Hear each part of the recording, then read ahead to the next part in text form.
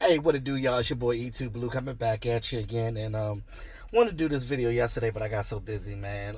As y'all know, before the trade deadline, the Dallas Cowboys got both Quinnen Williams and Logan Thomas. Now, before I get into the video, I just want to say that game on Monday, it's just ridiculous how bad this defense is, and how bad this defense plays against a Cardinals team that didn't have their starting quarterback, although it looks like their backup quarterback is probably going to take the starting role after playing the Cowboys. All season long with this defense, we've been dealing with teams making washed up players or players that are average or just regular Jags, just a guy, look like Hall of Famers. Got them out here looking like Troy Aikman playing against us. It's ridiculous. I blame Eberflus and I blame the players, right? Now, I blame Eberflus because Eberflus is what you call average, and I had to sit here and think about my thoughts about Eberflus. And like I said, he was great as a linebackers coach when we had him back then. But as a defensive coordinator, he's just average, right? He doesn't know how to make regular average guys that are not superstars play above their means. You have to have multiple superstars on your defense for his defense to be successful, and that sucks. And it just looks like we're probably going to have him again next year. I don't, at this point, for whatever reason, I don't see the Dallas Cowboys getting rid of him, especially because Jerry Jones came out and said yesterday that he was recanting on the fact that, he had three different defensive coordinators 3 years straight, and he kind of wants some consistency on the team as far as coaching. So to me, that means that he's going to give Eberflus a chance. Now, Eberflus has to step up his game as far as coaching this team, because you can't be stubborn. If you see stuff is not working, you have to fix it. There's no way you can just sit here and just continue with mediocrity, right? The thing that bums me about this team, right? These are the same players that played great in Dan Quinn's scheme. They were great in Dan Quinn's scheme. You got a guy like Deron Bland that just got playing like he's average. And everybody's all down on Bland, talking about he's trash and this and that. Bland is not trash. I don't know what's going on with Bland right now. I don't know what was going on with Fowler, although he had a decent game on Monday. In this game on Monday, I look at the offense. The offense actually played like trash. CD running lazy ass routes. I don't know what was going on with CD, and CD got to stop that shit. CD, you are the number one receiver for the Dallas Cowboys. You cannot run piss poor ass routes, bro. You have to be out there running, because George Pickens out there doing it. Why can't you? And then when they start losing, he on the sideline pouting. Play better. Play better. Because what happens is, when you're not running your routes crisp, it makes Dak Prescott or any quarterback throwing you the ball have to hesitate, because they're trying to throw to a spot. Everybody that knows football knows that you don't throw necessarily to the player. You throw to the spot where that player is supposed to go. If Dak Prescott or whatever quarterback that's throwing you the ball is anticipating you to be in a spot, your ass need to be there.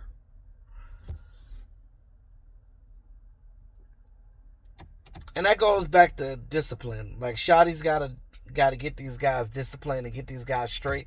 Because if it was me and if I was a defensive coordinator, I would look at that game tape and I would play that shit in the meeting room and embarrass the fuck out of whoever it is that made those mistakes. I'd be like, you see what you messed up at? You see that? You see that? Don't do that shit again. And what's with these DBs not using their hands? I know when I played football, and maybe things are different nowadays, but like when you are supposed to put your hands, like The whole point of you pressing is to bump and run and do all of that shit. Where is that? These guys are just letting these guys open free. The ball goes to these guys. It's like it's not a player 5 yards to them. It's ridiculous. Eberflus got to fix that. And a lot of this shit is fundamentals. And these guys know that. So what I'm not understanding is why can't we do what makes sense? If an average Joe like me or any other content creator can see the problem, why is it not being fixed? Because I know y'all see it. Y'all professionals. We're not professionals. Y'all professionals. See that shit and fix it. Now, enough of that. We're into the bye week now. And Jerry, Jerry knows how to. Jerry is like that toxic girlfriend, or for you females, boyfriend. And I'm going to use this analogy. Being a fan of the Dallas Cowboys and Jerry Jones, it's like being in a toxic relationship, right? Or with a crazy chick. Or for you ladies, a crazy man. Imagine you dating a girl, right, fellas? You know what I'm talking about. And she toxic as hell, and you know it. She crazy. She off the chick. She talking to your mama out the way. She just say any and everything out of her mouth. She be embarrassing you in public. But that thing is good, though. And that's what gets you to come back. That thing. And you know what I'm talking about when I say that thing. That thing gets you to come back. And ladies, same thing with you. That man be talking to you sideways. And then he say, I'm sorry. And he put that thing on you like in belly. And he beat that thing up, and you like, oh, you laying there like, I ain't going nowhere, daddy. You want some tacos? Oh, my God, I'll make you some tacos. And you just sitting there like, that's what Jerry is doing to us figuratively.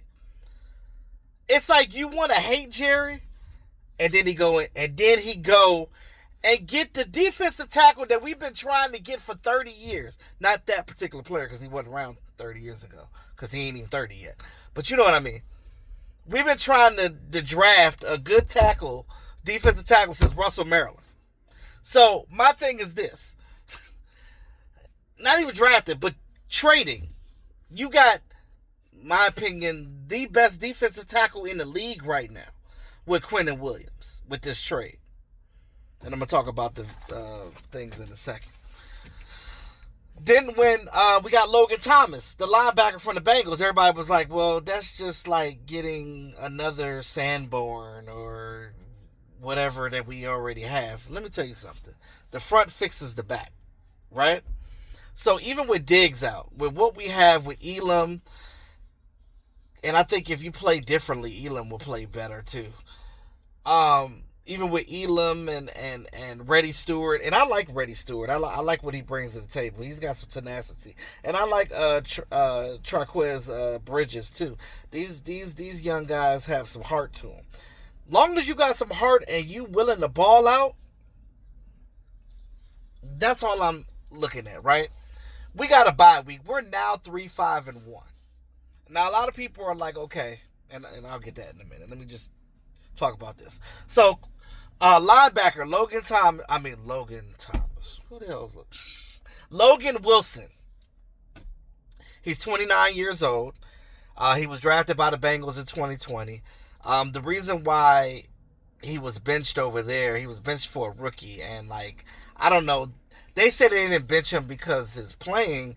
I think they benched him because of some other stuff. I don't know what it was, but and he just wasn't liking what they were doing, and he requested a trade. The Cowboys gave up a 7th round pick for him. Okay, I'll take that. It's a low risk, high reward type of situation with Logan Wilson.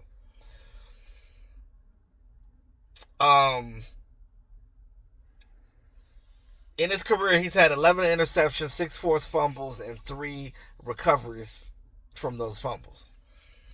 This year alone, he has 45 tackles so far in 8 games. He says himself he brings physicalness, toughness, and tenacity to his game. And, we got a lot of good tacklers. Well, do we? I think with Logan Wilson, what's going to help him is Overshown coming back. When Overshown comes back, and he'll be back for the Raiders game, that Raiders game is going to be good because I'm going to be looking at his defense because you talk about him, Logan Wilson, and Sanborn out there, or maybe Murray.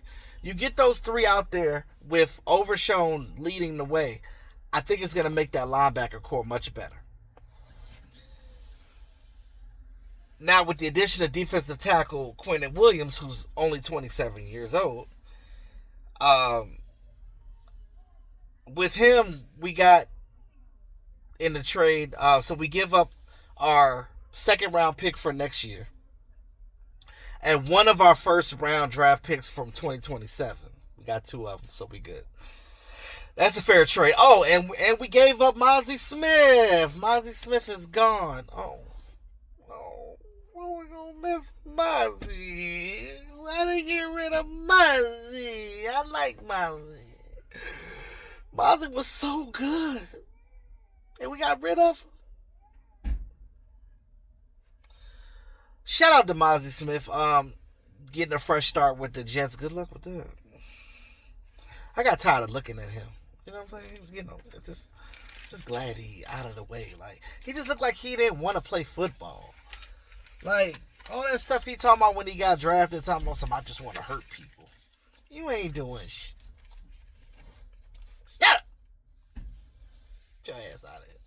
Anyway, he in New York. So, Quinnen Williams is a three-time, he's made the Pro Bowl the last 3 seasons. This year, he has 32 tackles, 7 tackles for a loss, 3 forced fumbles, and a sack. That's not bad for the one tech position. Now, Quinnen Williams, as we know, is a double team monster. He eats double teams. So with this trade, you got him, Clark, and also Odighizuwa. You got 3 big dudes right there in the middle.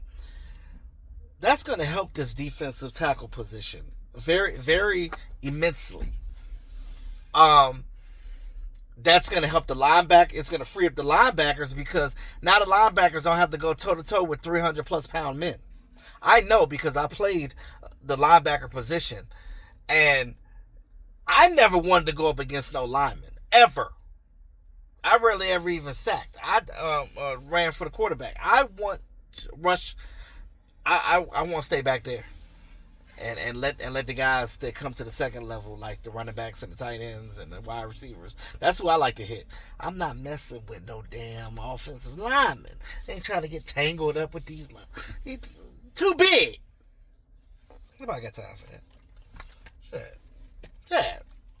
Nobody got time for that. I ain't no defensive end. But anywho, with the addition of Quinnen Williams and Logan Wilson, and with Overshown coming back and Josh Butler coming back, like, we have reinforcements. Donovan Wilson, Malik Hooker, you're going to have your starters back. And I think that, not saying that Quinnen Williams alone can make it work, but Quinnen Williams with,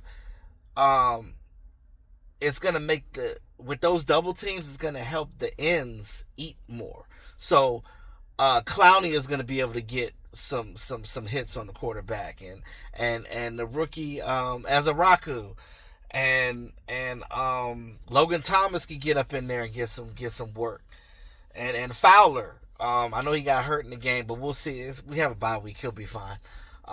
With these guys coming and rushing the quarterback, Quinnen Williams helps that. With him being one of the best defensive tackles in the league, is definitely going to help.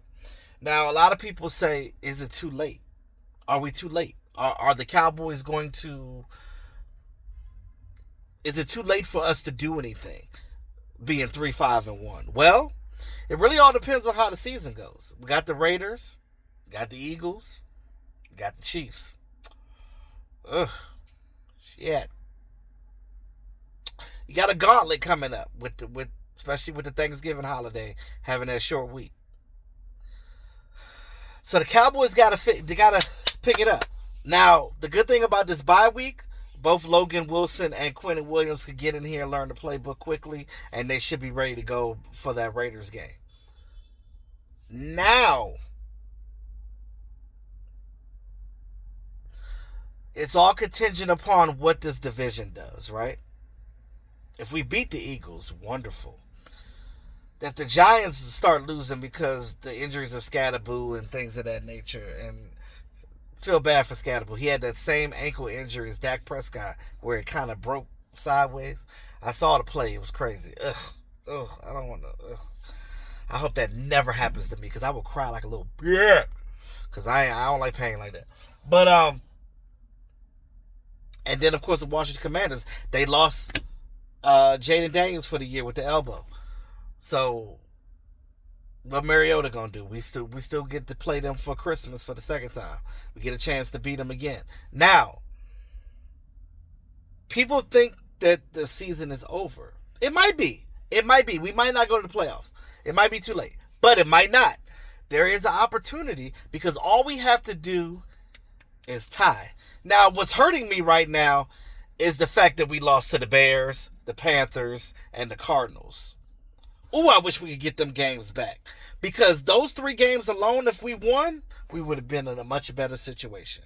We could say right now, oh yeah, we could be confident about going to the playoffs. But because we lost to them, going into this gauntlet, because we still got to play the Vikings, we still got to play the Chiefs, we still got to play the Eagles again, and Washington again, and the Giants again. So, yeah. This back half of the year is gonna be a tough one. So we gotta strap our boots and just get it done. Period. I hope with the addition of these 2 guys on defense that it will help things. But let me know what you guys think in the comment section. Are the Cowboys done for the year?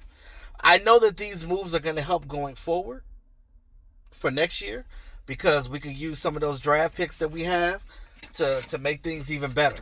We can do that. We can damn sure do that. Now, how it works out for this year, we just got to sit back and watch what happens in the Raiders game and what happens with the Eagles game and the Chiefs, because those games are going to be pivotal in what happens next. Let me know what you guys think in the comment section about the new additions. Are you guys excited? Are you back? Are you back into this toxic relationship? Like, share, subscribe to the channel, man. It's your boy E2 Blue, always keeping it real. Peace out.